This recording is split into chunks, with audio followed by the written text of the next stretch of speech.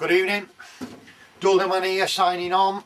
Tonight's review, Skyfall, latest Bond movie, and its 50th anniversary. Big Bond fan, seen them all millions of times over the years, you know. I mean, how many times did you show them on ITV? Talk about overplayed. I mean, they're on Sky now. Yeah, well, you're welcome to them, mate. You know, fucking hell. They must have been on about 600 times each, you know. Anyway, Skyfall. Skyfall. Best Bond ever. Best Bond. You know, there's no doubt about it. You know.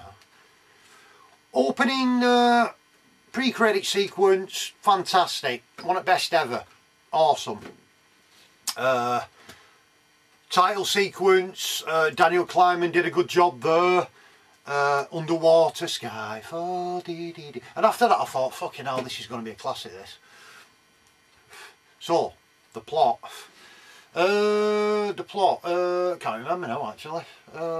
Anyway, you get a bit of repartee with Bond and Moneypenny, like that, pretty good, yeah, good. Few decent action scenes, and they go to China, is it, you know, good photography and all that. Then he meets the villain, good intro, where he walks towards the camera, that single long take, you know, that was well done. And then they get to that scene in the film where, you know, mini spoiler, where all the helicopters come round and they've caught the villain.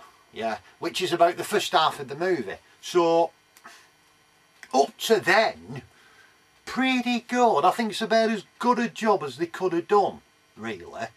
You know, no complaints at all. Pretty good. The question then is, no sugar in it. The question then is, does the second half of the movie live up to the first half, or does it improve on it, get better, you know, as we get towards the climax? I'd say no. I don't think so. It's all the running around London, gunfights, explosions. I mean, it was okay, but I don't know, it's like with the ending, with the climax. I've got to enter into like spoiler territory here, yeah. So if you've not seen the film, whoosh, don't watch any more, yeah. So you get to the ending where they're holed up, Bond and M, in this, you know, the cottage.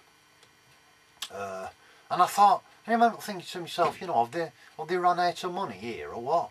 You know, it didn't seem as big as a climax that you'd expect from a Bond movie. Now, maybe they had budgetary problems. I know it's over. Yeah, that was it, about MGM going bankrupt or something. That's why it's taken a few years for this one. So I'm not really sure about that. But the main thing I want to talk about mainly is this. The dispatch of the villain. Yeah? So, spoiler territory, yeah.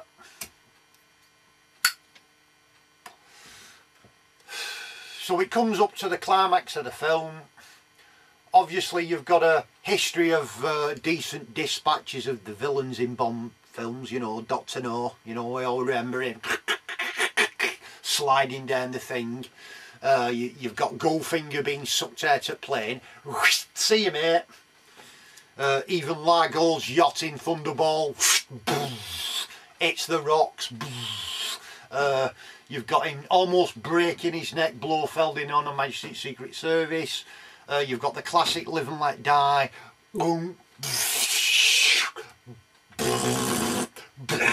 Classic. Good Scaramanga death.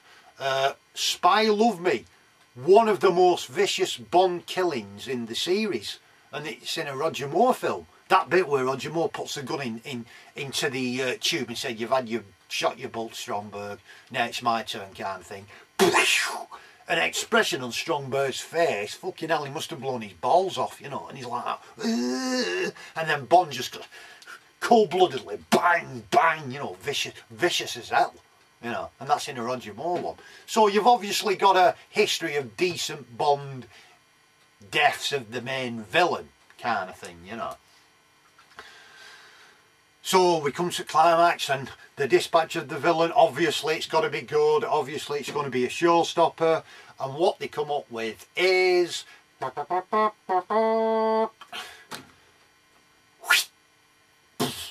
a knife in back. And I thought, that's a bit shit.